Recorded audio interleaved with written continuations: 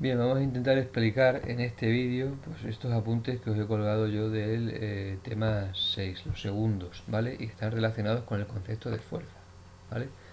En primer lugar, ¿qué es una fuerza? Pues una fuerza es la palabra clave para definir fuerza es la palabra interacción, ¿vale? Una fuerza es una interacción entre dos objetos o cuerpos, ¿vale? Y como consecuencia de esa interacción, pues los objetos pueden deformarse o pueden moverse, ¿vale? Existen dos tipos de fuerzas, ¿vale? Las fuerzas a grandes rasgos, las fuerzas de contacto, ¿de acuerdo? Que para que se produzcan tiene que haber un contacto físico entre los dos objetos que interactúan, por ejemplo, pues un empujón, ¿vale? Y las fuerzas a distancia, que para que se produzcan no es necesario que haya un contacto físico entre los objetos que interactúan, por ejemplo la fuerza gravitatoria, ¿vale? Un objeto es atraído por la Tierra, ¿de acuerdo? Y no hace falta que estén en contacto, es una fuerza que se aplica a distancia, ¿vale?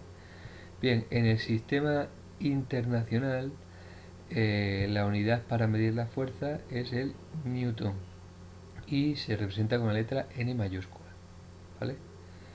Bien, el siguiente punto que vemos aquí, ¿vale? Está relacionado con el hecho de que para describir una fuerza, pues no basta con indicar su intensidad, ¿vale? Es decir, no basta con decir que vamos a golpear la pelota con una fuerza de 5 newtons. También es necesario indicar la dirección de la fuerza y el sentido, ¿vale? Para ello se usan flechas y estas flechas se las llama vectores, ¿de acuerdo? Y un vector está caracterizado por su punto de aplicación, que sería el comienzo del vector, aquí es donde se aplica la fuerza, ¿vale? Por su longitud, ¿vale? También llamada módulo, y está relacionada con la intensidad de la fuerza, cuanto más newtons tenga la fuerza, más largo va a ser el vector, ¿vale? Está caracterizado por su dirección, que es la de la línea recta que contiene al vector, ¿vale? Esa es la dirección, ¿de acuerdo? Sin decir si es hacia la izquierda o hacia la derecha. Y el sentido es el que indica la punta de la flecha, el sentido es hacia la derecha, ¿vale? Es decir, si la flecha indicase para acá, el sentido sería hacia la izquierda, ¿vale? Bien, pues con una flecha queda perfectamente definida pues una fuerza, ¿vale? Sabemos, si nosotros vemos esa flecha ahí, sabemos que la pelota pues va a moverse hacia allá, ¿de acuerdo? Si no estuviese la flecha, pues no lo sabríamos, ¿de acuerdo? Bien, el siguiente punto es composición de fuerzas, ¿vale? Pues fijaos, sobre un objeto no tiene por qué actuar una fuerza, ¿vale? Puede actuar varias a la vez. Pues cuando sobre un objeto actúan varias fuerzas, estas fuerzas se pueden sumar, ¿vale? Y la fuerza que se obtiene cuando sumamos las fuerzas que actúan sobre un objeto se llama fuerza resultante, ¿vale? Y el efecto de la fuerza resultante es el mismo, ¿vale? Que tienen todas las demás juntas, ¿vale? Vamos a ver dos ejemplos y lo vais a entender perfectamente, ¿vale?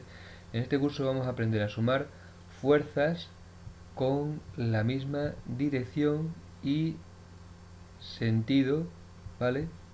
Y sentido y fuerzas con la misma dirección y sentidos contrarios, ¿vale? Por ejemplo, vamos a ver esta imagen de aquí, ¿veis? Sobre este objeto están actuando dos fuerzas. Esta fuerza que hace este hombre, que es una fuerza de 50 newtons, y esta fuerza que hace este hombre, que es una fuerza de 50 newtons. Ambas tienen la misma dirección y sentido, ¿vale? Por lo tanto, eh, para calcular la fuerza resultante, que sería la suma de ambas, lo que hacemos es sumarlas. 50 más 50, 100, ¿vale? ¿Veis? Cuando las fuerzas tienen el mismo sentido, se suman, ¿vale? La fuerza resultante es 100. ¿Qué quiere decir esto? Que el efecto que van a producir esas dos fuerzas por separado, ¿vale? Es igual que si solamente hubiese un hombre tirando con una fuerza de 100 newtons, ¿vale? ¿De acuerdo? Eso es lo que quiere decir la fuerza resultante. El otro caso, pues cuando tienen la misma dirección pero sentidos contrarios, pues ahora obviamente lo que ocurre es que se restan, ¿vale? Para calcular la resultante se restan, ¿vale? Y la dirección y sentido va a ser el de la fuerza mayor, ¿vale? ¿Veis? La fuerza resultante es 150, que es la fuerza que hace este hombre de rojo, menos 50, que es la fuerza que hace este hombre de azul, ¿vale? Y el sentido es igual al de la mayor, ¿vale? Es 150 menos 100, menos 50, 100, hacia la derecha, ¿vale? ¿Por qué? Porque puede más esta que esta, ¿vale? Pues bien, se pueden sumar otros tipos de fuerzas, no solamente las que tienen la misma dirección, pero nosotros vamos a aprender solamente estos, ¿vale? Bien, continuamos. Los efectos, vamos a centrarnos un poquito en los efectos que tienen las fuerzas sobre los objetos, ¿vale? En primer lugar, las deformaciones, ¿vale? En función de la deformación que produzca una fuerza en un objeto, pues podemos clasificar, ¿vale?, a los objetos en tres tipos: rígidos, elásticos y plásticos, ¿vale? Los objetos rígidos son aquellos que pues no se deforman cuando se les aplica una fuerza. De hecho, si la fuerza es lo suficientemente grande, pues se pueden fracturar, pero no deformar. Por ejemplo, pues una roca, ¿vale? Sería un objeto rígido. Los objetos elásticos se deforman bajo la aplicación de una fuerza, ¿vale? Pero cuando cesa, cuando desaparece la fuerza, vuelven a su estado original, ¿vale? Por ejemplo, pues un muelle sería un objeto elástico, ¿vale? Mientras que los objetos plásticos, pues se deforman cuando se les aplica una fuerza, pero cuando cesa no vuelven a la forma original. Por ejemplo, la plastilina, ¿vale? ¿De acuerdo? Bien, pues relacionado con la deformación de los objetos elásticos está la ley de Hooke, ¿vale? La ley de Hooke relaciona la deformación que se produce en un objeto elástico, ¿vale? Por ejemplo, un muelle, con la fuerza que se le aplica, ¿vale?